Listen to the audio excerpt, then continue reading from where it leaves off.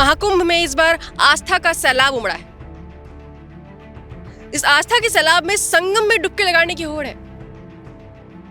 संगम वो जहां यमुना, गंगा और सरस्वती बहती है। यमुनोत्री से निकलने वाली इस यमुना में सियासत भी कम नहीं होती है।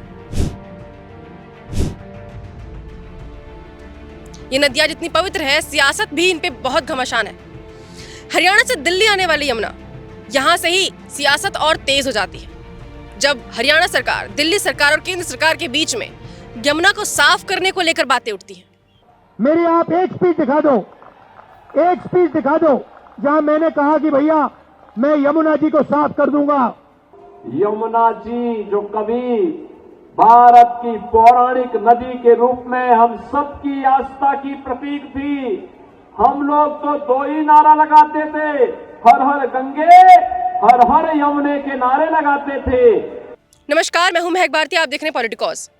दिल्ली चुनावों की तारीख नजदीक है, इसके साथ ही यमुना पे घमासान और तेज हो गया है। बजट पास हुए, वादे हुए, सरकार के इरादे भी बहुत दिखे, पर यमुना साफ नहीं हुई। यमुना को आज भी अपनी सफाई का इंतजार है। दिल्ली के पूर्व मुख्यमंत्री अरविंद केजरीवाल ने यमुना को लेकर के भाजपा पर निशाना साधा है कि हरियाणा में यमुना में जहर खोला जा रहा है।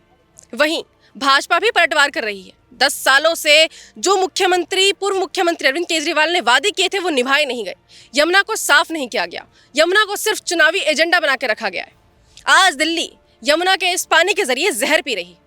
आज जानेंगे इस यमुना पे कितना बजट खर्च हुआ है, कितना इस पे काम हुआ है, लोग इस बारे में क्या कहते हैं। नदियों को पवित्र माना जाता है, पूजनीय माना जाता है, पर यमुना का हाल देखकर यही लगता है कि नेताओं ने इसे सिर्फ एक चुनावी मुद्दा बनाया हुआ है। दिल्ली की यमुना नदी कभी शहर की जीवन रेखा थी, लेकिन अब इसे देखकर यही कहा जा सकता है, नाव बही की बही, मांझी बदल गए। 2015 में अरविंद केजरीवाल सरकार ने वादा किया था 5 साल में यमुना को साफ कर देंगे। यमुना को साफ करने के लिए 6 एक्शन पॉइंट्स हैं। काफ़ी सीवर जो है वो अनट्रीटेड सीवर बिना साफ किए हुए वो यमुना में गिरा दिया जाता है। फिर 2020 में एक वादा किया गया, यमुना को डुबकी लगाने लायक बना देंगे। और 2025 में भी अब चुनाव सिर पर है और यमुना फिर से बड़ा मुद्दा बन गई है। गटर की तरफ बहती यमुना और नेताजी के बहे खुचे वादे। यमुना इस वजह से गंदी है, इतनी कुछ जो है कमियां है वो हमारे में और आप में है। जो कमियां है ना वो मुझ में और आप में है। तो ये यमुना इस वजह से इतनी गंदी है, ठीक है। अगर हम और आप ठीक हो जाए ना तो ये यमुना बिल्कुल वाइट हो जाएगी।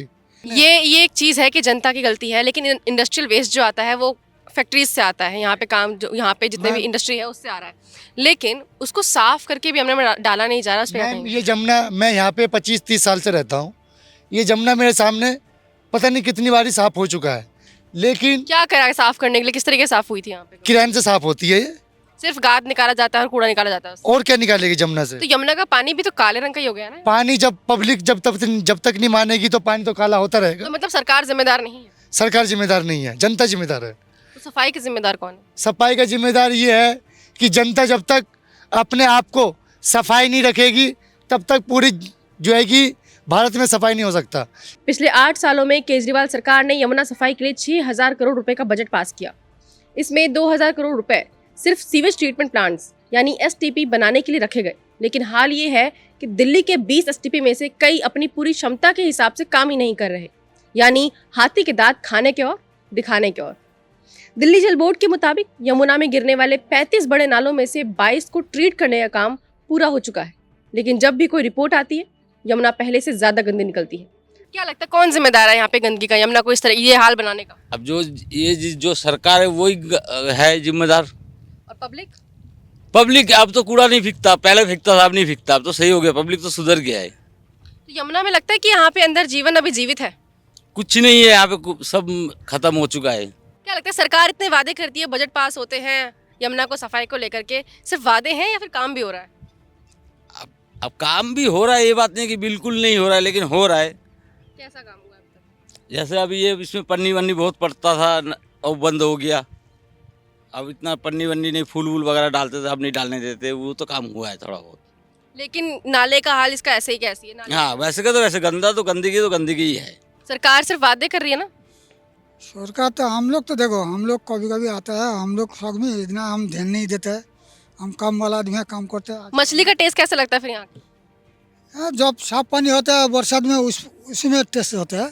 अभी तो गंदा पानी है, अभी तो आज ही आया, जब ठंडी में आया नहीं, आज ही आया, घूम फिर के चले जाएगा फिर। अंतर लगता है कहीं और की मछली का और यहाँ की मछली का खाते वक्त? हाँ, वो तो अंतर होगा ही होगा। कैसे? गंदे पानी की वजह से? नहीं, गंदा पानी का मछली तो हम तो खाता ही नहीं। जब बरसात में साफ पानी आता है वही मछली खाता तो है। अभी आप जो मछली पकड़ने आए हैं, खाने के लिए पकड़ने नहीं आए? मिलेगा तो देख लूंगा, अभी खाने का तरीका होगा तो खाएगा, नहीं तो फेंक के चले जाएंगे यहाँ पे। यमुना को साफ करने का जिम्मा सिर्फ राज्य सरकार का नहीं, केंद्र का भी है। पर यहाँ पर दोनों ही सरकारों में खींचतान की वजह से यमुना पे सियासत और ज्यादा तेज हो जाती है। केंद्र सरकार की नमामि गंगे योजना के तहत यमुना की सफाई पर ध्यान देने की बात हुई, लेकिन उसका असर दिल्ली पहुंचते पहुंचते खत्म हो गया। दूसरी ओर केजरीवाल सरकार हर बार दोष हरियाणा सरकार पर मढ़ देती है। इस बार भी केजरीवाल सरकार ने कहा कि हरियाणा सरकार दिल्ली आते यमुना में जहर घोल रही है।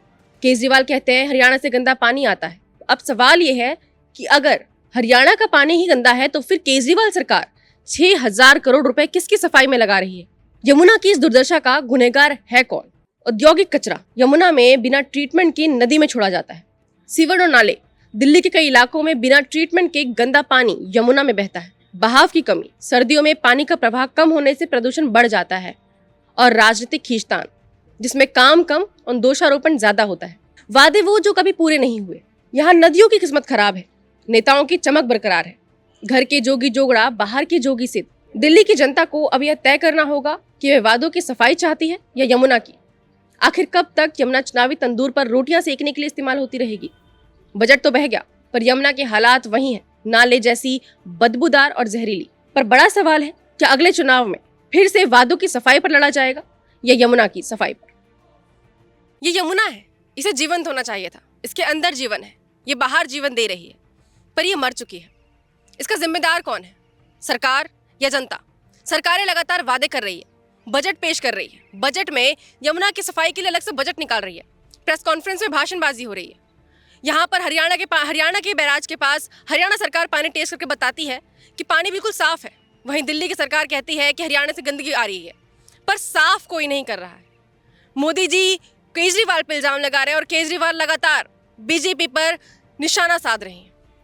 इस बीच पिस रही है दिल्ली की जनता और ये यमुना। दिल्ली की जनता को कब साफ पानी मिलेगा?